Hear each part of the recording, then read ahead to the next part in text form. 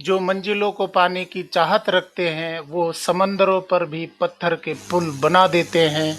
इन्हीं शब्दों के साथ में नॉलेज मंडली में आप सभी का स्वागत है। अगर आप तैयारी कर रहे हैं principal, vice principals in EMRS, KVS, NVS, NCT conducted by UPSC, तो आज का वीडियो हमारा आधारित है purchase procedure in central government departments, मतलब केंद्र सरकार के विभाग में खरीद प्रक्रिया, जो कि महत्वपूर्ण है। आपके प्रिंसिपल, वाइस प्रिंसिपल के सिलेबस में इससे संबंधित क्वेश्चन पूछे जाते हैं।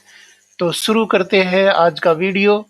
Manual for procurement of goods 2017 में सेंट्रल गवर्नमेंट ने ये मैनुअल तैयार किया था। मैनुअल में इम्पोर्टेंट मेन चीज़ें क्या दी गई है वो आज हम चर्चा करेंगे और डिटेल में मैं आपको बताने की कोशिश करूंगा। तो शुरू करते हैं। The term goods used in this manual includes all articles, materials, commodity, livestock, medicine, furniture, fixture, raw materials, consumables, spare parts, instruments, machinery, equipments, industrial plants, vehicles, aircrafts, ships, railway rolling stock, assemblies, sub-assemblies, accessories, a group of machines comprising an integrated production process or such other goods, but exclude books, publications, periodicals and so on for library। मतलब ये चीजें इसमें goods में शामिल नहीं होंगी। Books, publications, periodicals जो library में यूज होते हैं, और intangible products like software, technology, transfer, license, patent or other intellectual properties procured or otherwise acquired by a procuring entity. Procurement of goods may include certain small work or some services which are incidental or consequential to the supply of such goods, such as transportation, insurance, installation, commissioning, training and maintenance।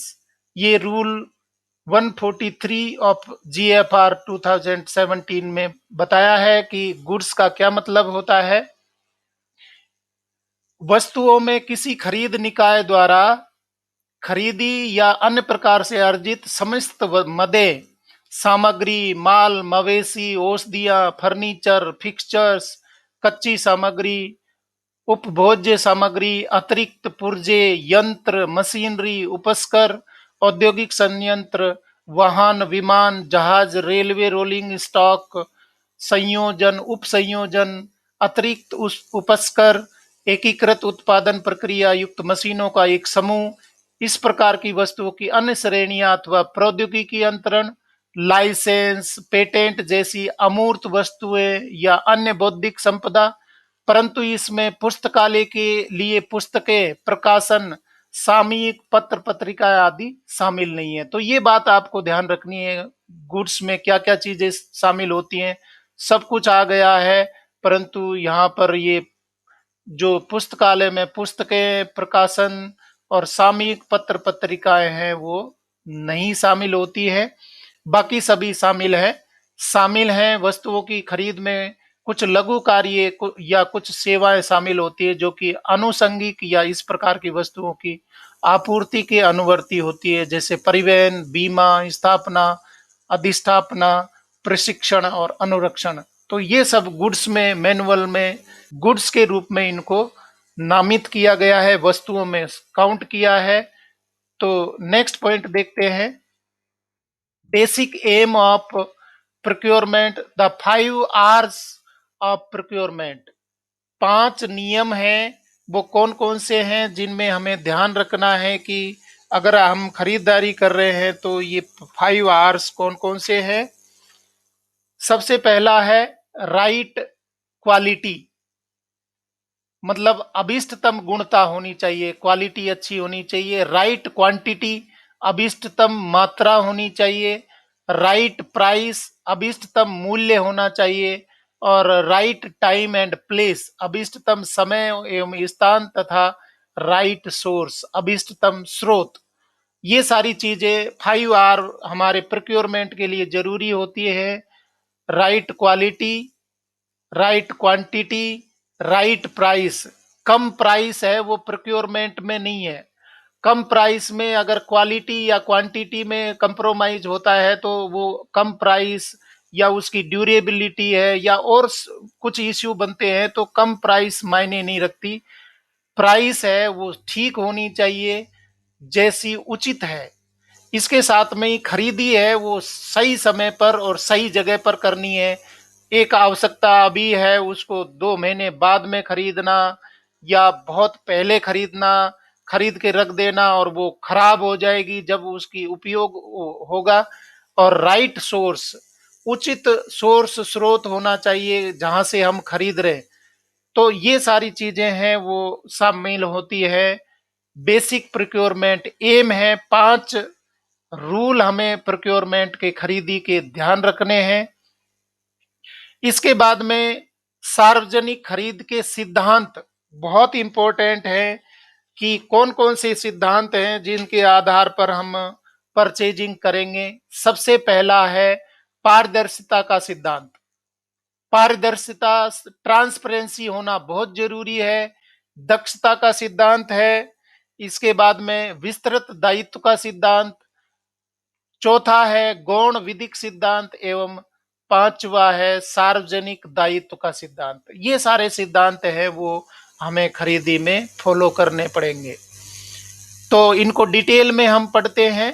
Fundamental principles of public procurement. सबसे पहला है transparency principle. All procuring authorities are responsible and accountable to ensure transparency, fairness, equality, competition, and appeal rights. This involves simultaneous, symmetric, and unrestricted dissemination of information to all likely bidders, sufficient for them to know and understand the availability of bidding opportunities and actual means, processes, and time limits prescribed for completion of registration of bidders, bidding, evaluation, grievances, grievance redressal, award, and management of contract. It implies that such officers must ensure that there is consistency, absence, absence of subjectivity, predictability, absence of arbitrariness, clarity, openness, absence of secretiveness, equal opportunity, absence of discrimination in processes. In essential transparency, uh, in its essence, transparency principle also enjoins upon the procuring authority to do only that which it had professed to do as pre-declared in the relevant published documents, and not to do anything that had not been so declared. As part of this principle, all procuring entities should ensure that offers should be invited following a fair and transparent procedure, and also ensure publication of all relevant information on the central procurement portal. ये यहाँ पर होना चाहिए। CPP में ये portal पर publish होना चाहिए और सबको बराबर अपॉर्चुनिटी मिले। डॉक्यूमेंट है वो क्या मांगे जाएंगे, बहुत क्लैरिटी होनी चाहिए, सफिशिएंट इंफॉर्मेशन ली जाए और कोई डिस्क्रिमिनेशन नहीं हो। तो कहने का मतलब है कि ट्रांसपेरेंसी, फेयरनेस, इक्वलिटी, कंपटीशन और अपील राइट्स, ये सब ट्रांसपेरेंसी प्रिंसिपल के पार्ट है। इसके बाद में दूसरा फंडामेंटल प्रिंसिपल है प्रोफेशनलिज्म प्रिंसिपल। इसमें प्रोफेशनलिज्म प्रिंसिपल में क्या बताया गया है? As per these synergic attributes the procuring authorities have a responsibility and a and accountability to ensure economy, economy, efficiency, effectiveness and integrity in the procurement process. ये सब होने चाहिए. They must avoid wasteful, dilatory and improper practices, violating the code of integrity of for public procurement mentioned in chapter 3rd of this manual. The they should at the same time ensure that the methodology adopted for procurement should not only be reasonable and appropriate for the cost and complexity, but should also effectively achieve the planned objective of the procurement. As part of this principle, the government may prescribe professional standards and specify suitable training and certification requirements for officials dealing with procurement matter. Next इसी का part है professionalism principle में rule 144 में क्या दिया है. Fundamental principles of public Boeing,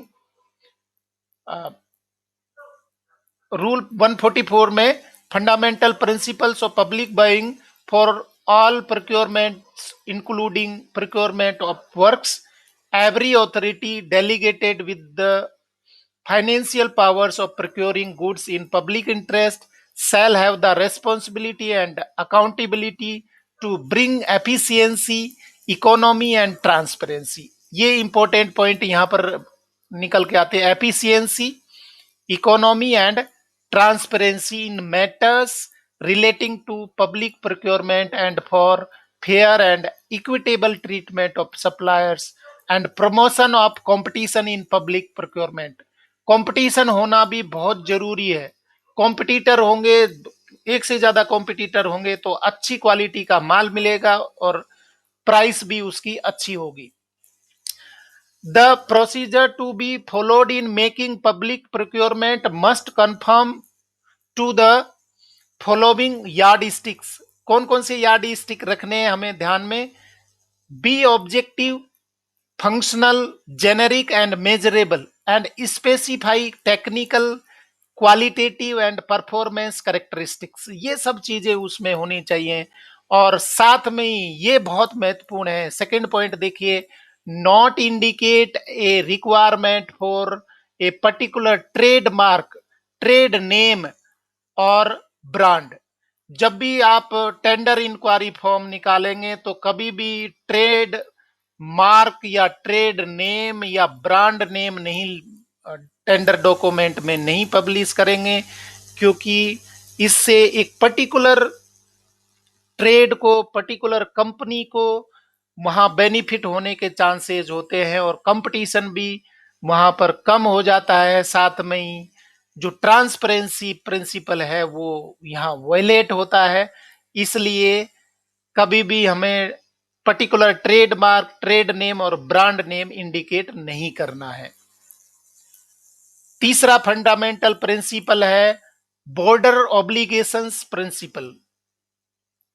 border obligation principle में क्या है, over and about transparency and professionalism, the procuring authorities have also the responsibility and accountability to conduct public procurement in a manner to facilitate achievement of the broader objective of the government.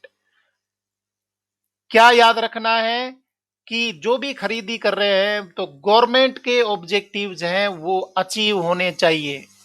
ये देखिए, achievement of the broader objective of the government.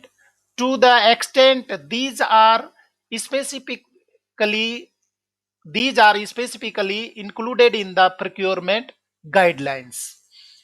पहला है broader obligation principle में professional preferential procurement from backward regions, weaker sections and MSEs, locally manufactured goods or services to the extent specifically included in the procurement guidelines. इनमें backward regions हैं, weaker sections है, MSEs हैं, इनको शामिल करना जरूरी होता है।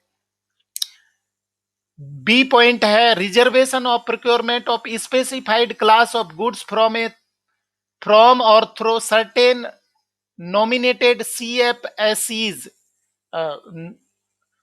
through certain nominated CPSEs or government organization to the extent specifically included in the procurement guidelines। ये भी ध्यान रखना है। और सी पॉइंट है support to broader social policy and programme objectives of the government, for example economic growth, strengthening of local industry, make in India, ये सारी चीजें भी ध्यान में रखनी है हमें। इकोनॉमिक ग्रोथ भी होनी चाहिए, strengthening of local industry, make in India, ये इसमें शामिल होंगे।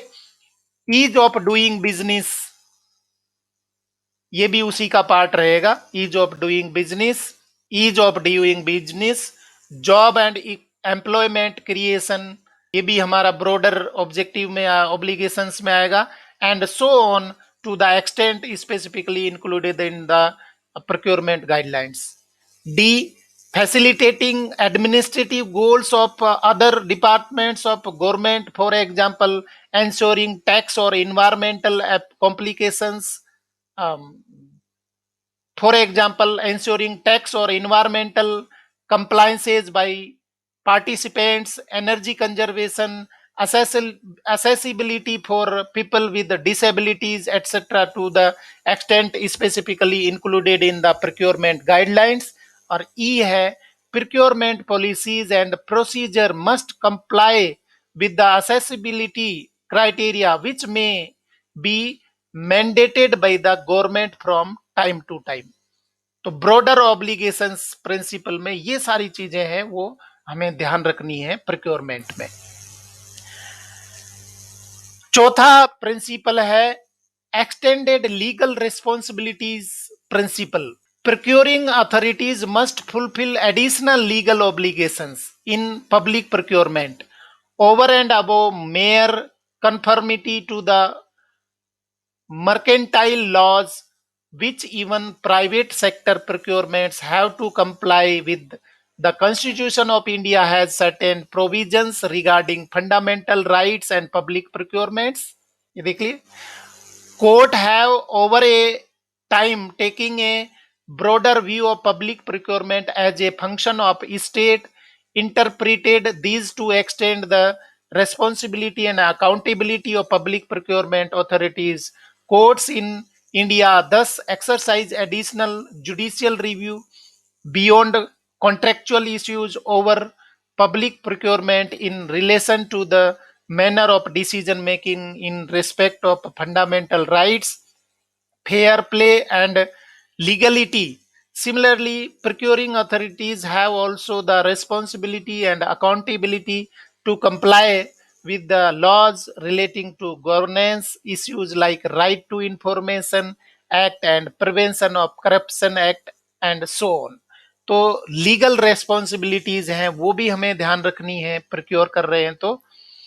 और पांचवा प्रिंसिपल है public accountability principle. Procuring authorities are accountable for all the above principle to several statutory and official bodies in the country, the legislature and its committees, Central Vigilance Commission, Comptroller and Auditor General of India, Central Bureau of Investigations, and so on।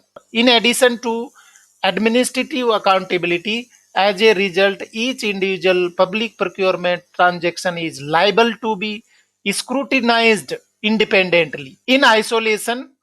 Besides judging the overall outcomes of procurement processes over a period of time, procuring authorities thus have responsibility and accountability for compliance of rules।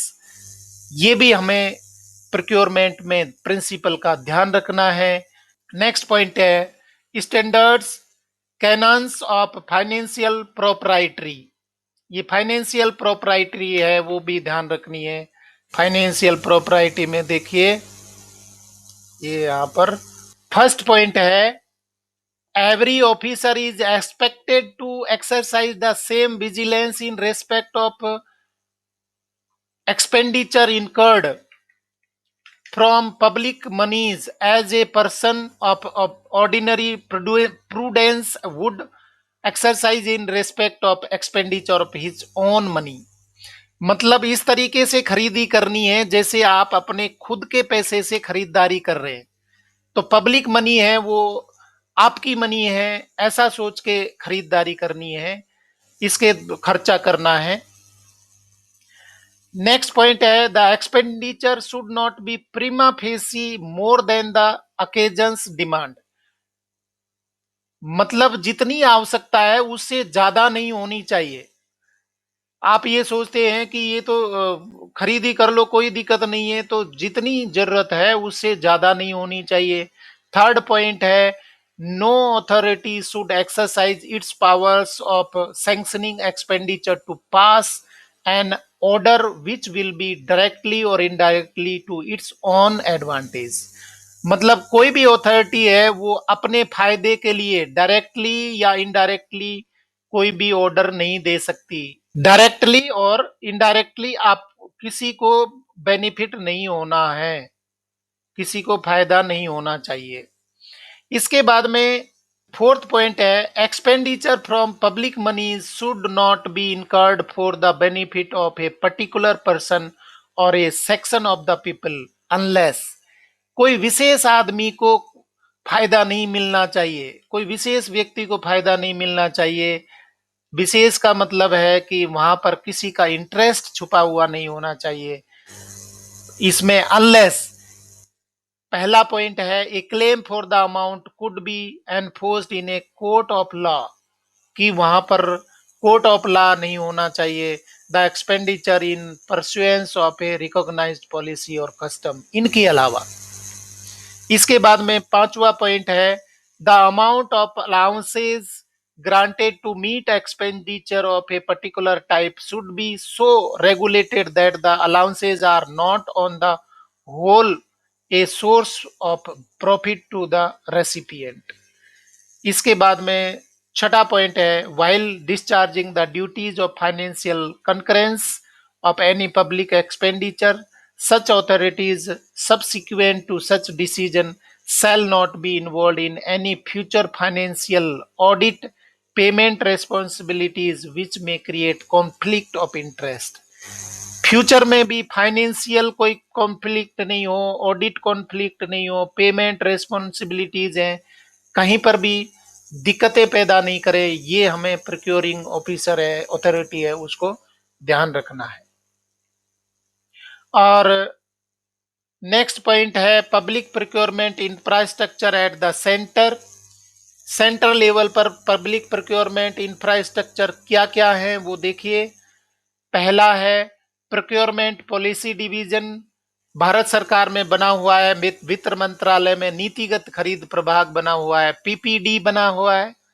इसके साथ में और कौन खरीदी करते हैं, central public procurement portal, इसके द्वारा खरीदी होती है। सेंट्रल पब्लिक प्रोक्योरमेंट पोर्टल के द्वारा केंद्रीय सार्वजनिक खरीद पोर्टल है सीपीपीपी। तीसरा है central procurement organisation CPO. Central procurement organisation CPO Bharat सरकार का केंद्रीय खरीद संगठन। सीपीओ आपूर्ति एवं निपटान महानिदेशालय, जिसको हम डीजीएस एंड डी कहते हैं, इसके द्वारा भी प्रोक्योरमेंट है वो किया जाता है। तो ये सेंट्रल लेवल पर प्रोक्योरमेंट के लिए कौन कौन सी एजेंसीज, विभाग बने हुए हैं वो हमने अभी चर्चा करे। नेक्स्ट पॉइंट देखिए, product reservation and preferential mandatory purchase from certain sources. मतलब कुछ खरीदारी है वो विशेष सोर्स से ही करना है, वहीं उनको प्रेफरेंस देना है या आवश्यक होता है सर्टेन सोर्सेज में। सबसे पहला सोर्स क्या है, reservation of procurement of certain classes of products from certain agencies, khadi goods, handloom, textiles, इनका रिजर्वेशन है, प्रेफरेंस दी जाती है, वहीं से खरीदी करना जरूरी होता है, सेंट्रल प्रोक्योरमेंट है वहीं से जरूरी होता है।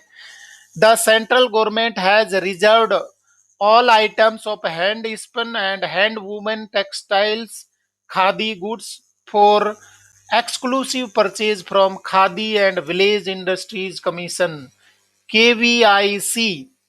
Government has also reserved all items of handloom textiles, including barrack blankets, for exclusive purchase of from KVIC and or notified handloom units of the Association of Corporation and Apex Societies of Handlooms, AKAS. The list of such items have been notified while the handloom textile items are to be purchased from KVIC to the extent they can supply and the balance from the handloom units of AKAS. To the extent these units can make supplies, leftover quantity, if any, may be purchased from other sources. अगर ये आपूर्ति नहीं कर पा रहे हैं, KVIC या आकाश आपूर्ति नहीं कर पा रहे हैं, तो बाहर से खरीद सकते हैं, अन्यथा इनसे खरीदना आवश्यक होता है।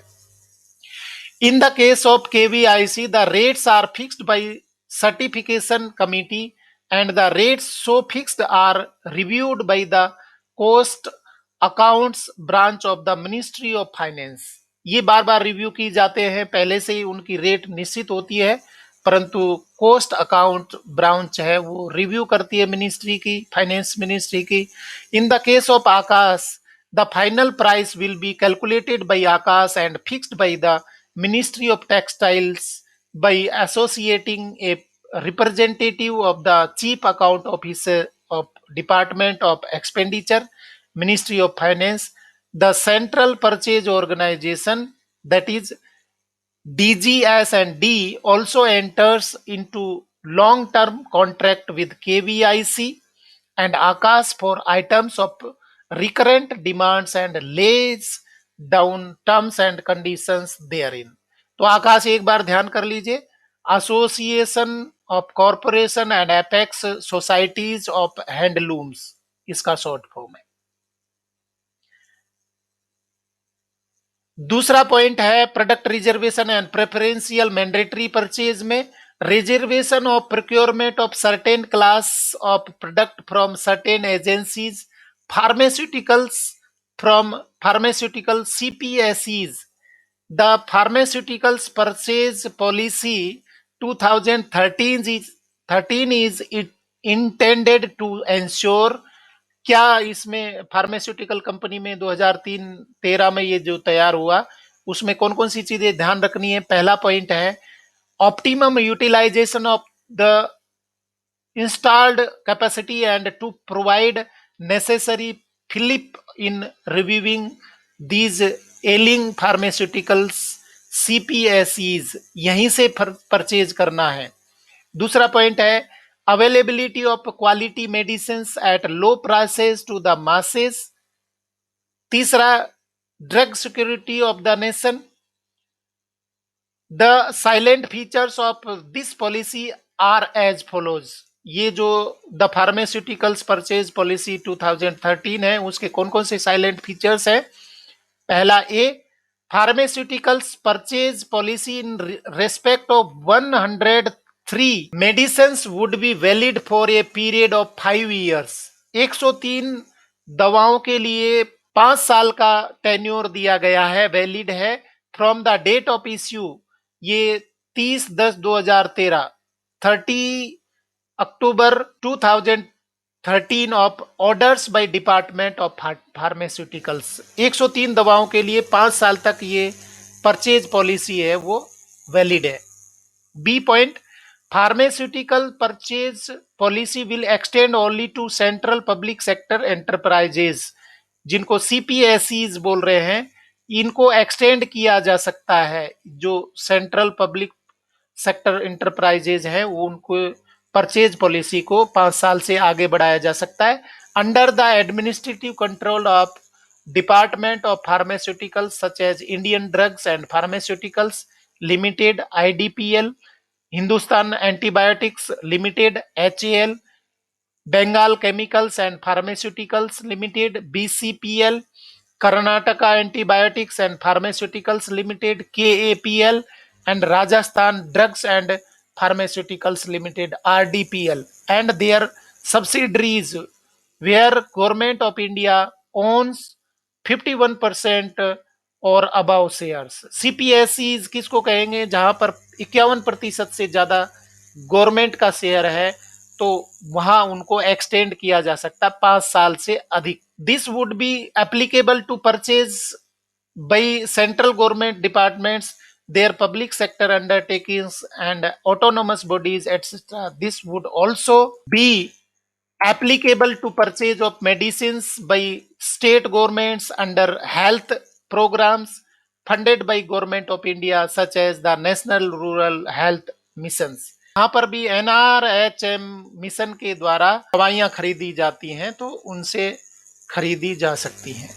डी पॉइंट देखिए, the pricing of the product would be done by national pharmaceuticals Pricing Authority (NPPA) using the cost-based formula as mentioned in the Drugs Price Control Order 1995. A uniform discount of 16% would be extended to all products. All the taxes whatsoever would have to be passed on to buyers. E. Annual revision of prices would be linked to wholesale price index as per provisions contained in Drugs Price Control Order 2013. The procuring entity would purchase from pharma CPSEs and their subsidiaries subject to their meeting good manufacturing practice GMP norms as per Schedule M of the Drugs and Cosmetic Rules. G. In case pharma CPSEs and their subsidiaries fail to supply the medicines, the procuring entity would be at liberty to make purchase from other manufacturers। अगर वो supply नहीं कर पा रहे हैं तो दूसरे manufacturer से भी खरीद सकते हैं। इफ द फार्मा CPSEs और their subsidiaries fail to perform as per the purchase order, they would also be subject to payment of liquidated damage or any other penalty as per the terms of the contract. Contract में कोई loss होता है तो उसका damage है वो penalty के रूप में लिया जाएगा। तो 103 दवाइयां हैं जो सीपीएसई से खरीदनी है, तो वो लिस्ट है, यहाँ पर मैं मेंशन नहीं कर रहा हूं। नेक्स्ट पॉइंट देखिए, तीसरा रिजर्वेशन प्रेफरेंशियल मैंडेटरी परचेज है।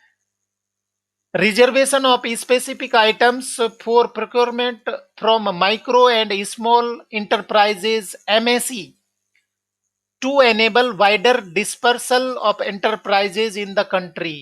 इनके फैलाव के लिए particularly in rural areas, the central government ministries or departments or public sector undertakings shall continue to procure items reserved for procurement exclusively from MSE।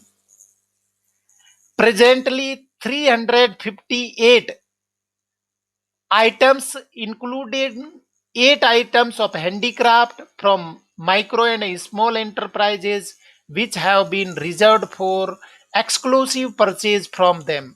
358 ऐसे item हैं जो सिर्फ एमएसई से खरीदने हैं, माइक्रो और स्मॉल एंटरप्राइजेज से ही खरीदने हैं।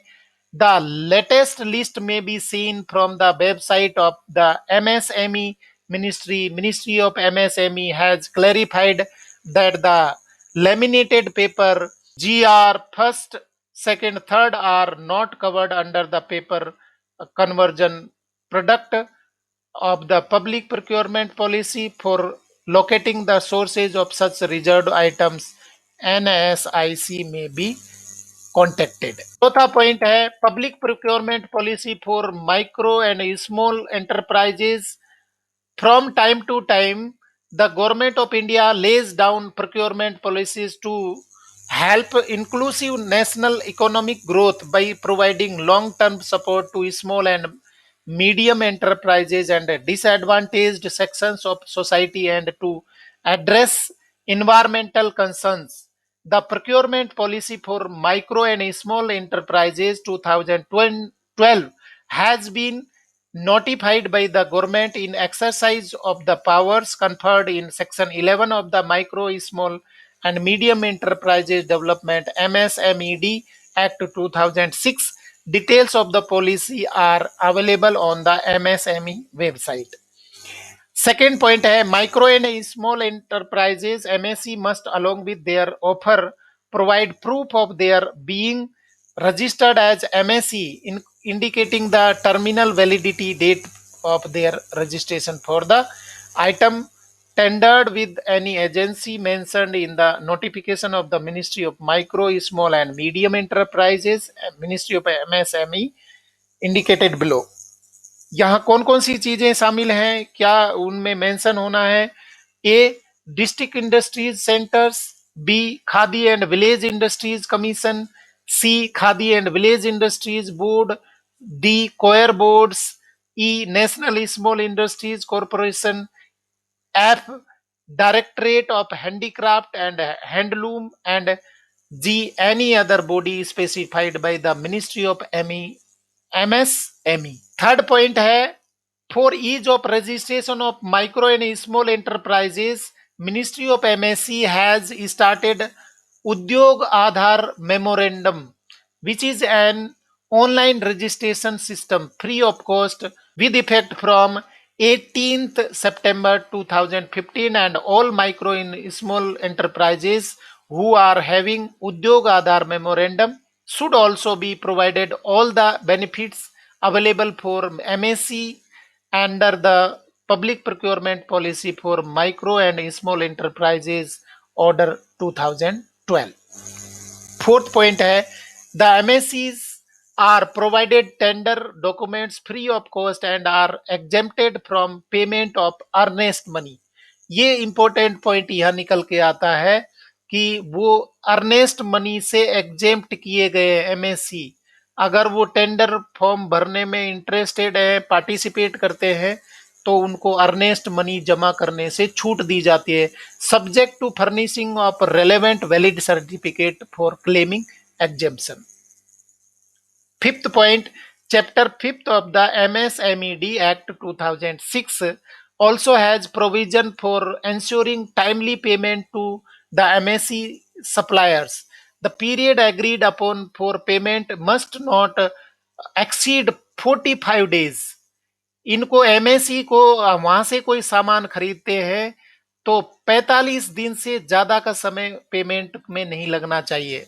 45 days after the supplies.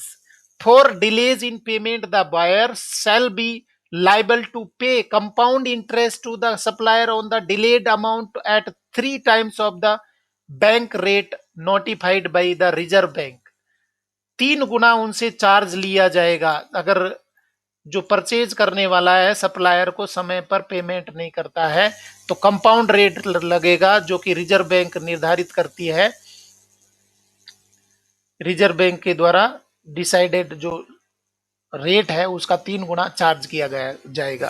For arbitration and conciliation regarding recovery of such payments and interest, micro and small enterprises facilitation council has been set up in 6 point in tender participating micro and small enterprises MSE quoting price within price band of L1 plus 15% shall also be allowed to supply a portion of requirement by bringing down their price to L1 price in a situation where L1 price is from someone other than a MSE and such MSE shall be allowed to supply up to 20% of total tender value.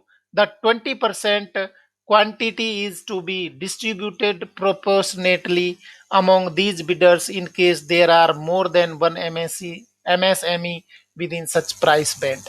मतलब कहने का क्या है कि मान लीजिए ये L1 है, लोअर जो फाइनल सप्लायर है या टेंडरर है L1 सेलेक्टेड हुआ है तो MSME को L1 के प्राइस रेट से 15% ज्यादा दे करके MSE से खरीदी करनी है. मतलब कम रेट पर देने वाला है, परंतु एमएससी को बढ़ावा देने के लिए कम जो लोवेस्ट रेट फाइनल हुई है L1 की उसके 15% ज्यादा दे करके और एमएससी से खरीदी करेंगे। और 20% जो टोटल परचेजिंग है उसका 20% आइटम है या 20% कॉस्ट के आइटम है वो खरीदे जाएंगे एमएसएमई से। तो ये आपको ध्यान रखने वाली बात है। नेक्स्ट है public procurement policy for micro and small enterprises continue. Seventh point है within this 20% quantity a purchase preference of 4%, that is 20% out of 20% is reserved for MSC owned by the scheduled caste, scheduled tribe entrepreneurs। ये भी बहुत important है। जो 20% L1 plus 15 दिया था उसका total item का टोटल कॉस्ट का 20% एमएससी को दिया। इसमें से भी 4% जो शेड्यूल कास्ट और शेड्यूल ट्राइब के इंटरप्रेन्योर्स हैं, जो एमएससी जिन्होंने शेड्यूल कास्ट या शेड्यूल ट्राइब ने खोल रखी है, तो 4% उनसे भी खरीदी करना जरूरी है। if they participate in the tender process and match the L1 price, provided that in event of failure of such SC/ST MSC to participate in tender process or meet their requirement in L1 price, 4% sub target shall be met from the MSE other MSE. अगर वो SC/ST नहीं आते हैं तो वो 4% भी दूसरे MSc से टारगेट पूरा कर लिया जाएगा, परंतु 20% है वो जरूरी है एमएससी से। Would be treated at only SC/ST entrepreneur। MSc would be treated as owned by SC/ST entrepreneurs। पहला point, in case of propriety MSc, proprietors shall be SC/ST। B, in case of partnership MSc, the SC/ST partners shall be holding at least 51% shares in the unit। C, in case of private limited companies, at least 51% share shall be held by SC/ST promoters। तो SC/ST के MSC किसको बोलेंगे? या तो उसके proprietary SC/ST हो, या 51% share हो, या पार्टनरशिप हो, तो उसको हम SC/ST MSC काउंट करेंगे। 8th पॉइंट है for enhancing participation of MSE owned by SC/ST in government procurement, central government ministry department PSU में conduct special vendor development programme buyer seller meets.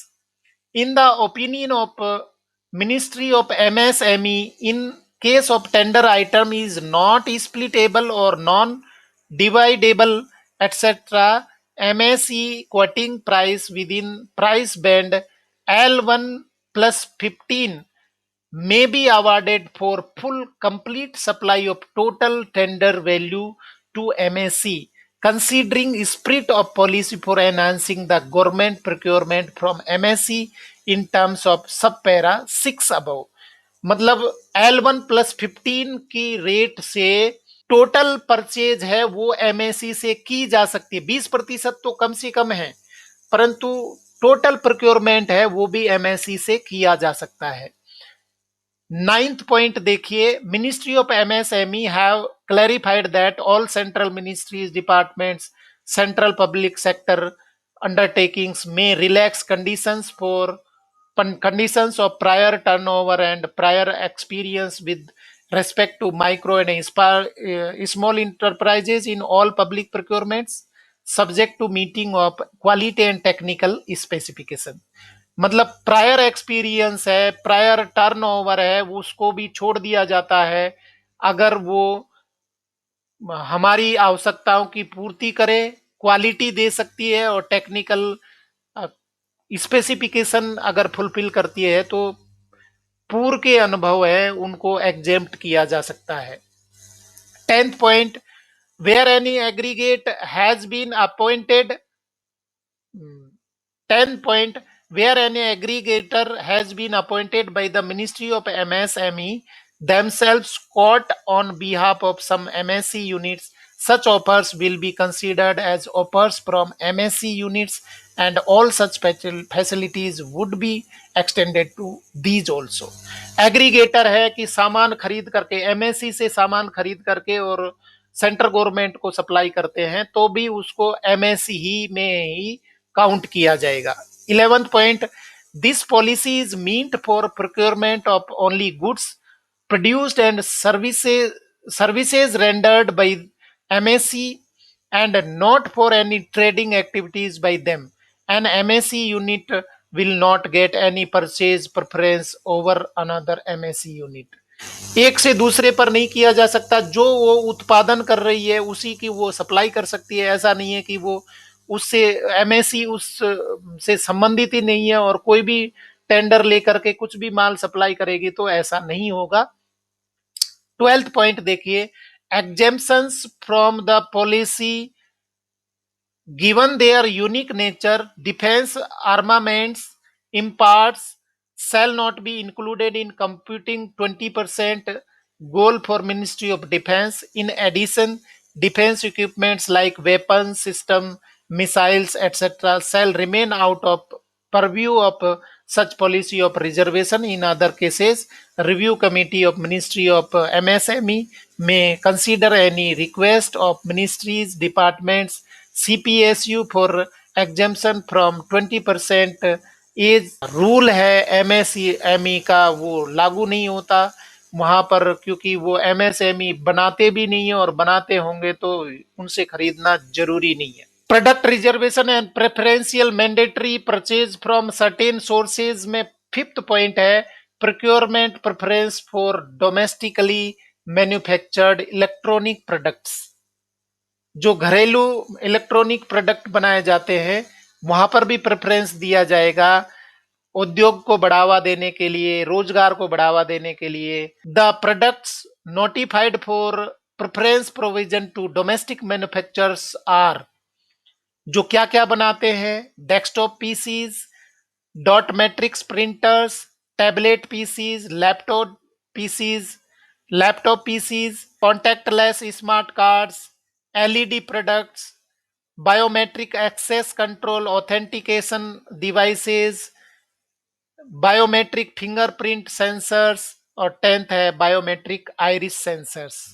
तो ये अगर भारत में या डोमेस्टिकली बनाए जा रहे हैं तो मेक इन इंडिया को बढ़ावा देने के लिए यहीं से खरीदना जरूरी है, बाहर से नहीं मंगाए जाएंगे. Information relating to procurement made by public authorities including publication of notice, tender inquiries, corrigenda thereon, and details of bid awards detailing the name of the vendor, contract of goods, services being procured, or the works contract entered, or any such combination of these, and the rate and total amount of at which such procurement or works contract is to be done should be disclosed. सब कुछ disclose करना जरूरी है.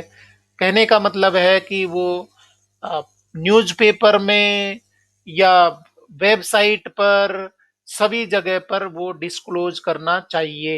यहां दिया है all information disclosable as per ministry of finance, department of expenditure. ये letter दिया है dated 30th November 2011 and 5 March 2012 on mandatory publication of tender inquiries on Central Public Procurement Portal. ये अत्यावश्यक है, ये मैंडेटरी पब्लिक टेंडर इंक्वायरी है, वो CPP पर पब्लिश करना जरूरी होता है. यहां मैं इसको हाईलाइट कर रहा हूं. 2014 में भी नोटिस आया, सर्कुलर आया है. Implementation of comprehensive end to end e procurement should be disclose under section 4 of the right to information act in case of procurement made through DGS and D rate contracts or through nominated government agencies, only award details need to be published. जो हमारे देश के सुरक्षा issues हैं, सुरक्षा से संबंधित कागजात है उनको पब्लिश करना जरूरी नहीं है, कुछ एग्जेम्पशंस है, सब कुछ पब्लिश करना जरूरी है, सीपीपी पे डालना है, मिनिस्ट्री की वेबसाइट पे डालना है, डीजीएस और डी की वेबसाइट पे डालना है, न्यूज़पेपर में निकालना है, परंतु जो कुछ स्टेट या बोलना चाहिए कि सरकार से या पब्लिक की सिक्योरिटी से संबंधित जो इश्यूज हैं उनको पब्लिश नहीं किया जाता, डिस्क्लोज नहीं किया जाता। और नेक्स्ट है लास्ट पॉइंट आज का, public procurement cycle. The procurement process for goods, works, and or services typically involves the following cycle of activities undertaken in the order stated below. First है need assessment, formulation of specification and procurement planning, कितनी जरूरत है, कितना क्या उसका specification होगा, कैसे खरीदी करनी है, ये नीड असेसमेंट में आएगा। दूसरा है bid invitation, preparing bid documents, publication, receipt and opening of bids, ये भी बिड इनविटेशन साइकिल में आएगा। तीसरा पॉइंट है bid evaluation, evaluation of bids and award of contract, and fourth है contract execution, contract management and closure, और last है disposal of scrap through various modes of disposals. तो पब्लिक प्रोक्योरमेंट में ये सारे साइकिल हैं वो शामिल होते हैं। साथियों, वीडियो को लास्ट तक देखने के लिए थैंक यू वेरी मच। अगर आपको कंटेंट और वीडियो पसंद आया है तो वीडियो को लाइक शेयर करें और चैनल को सब्सक्राइब करें।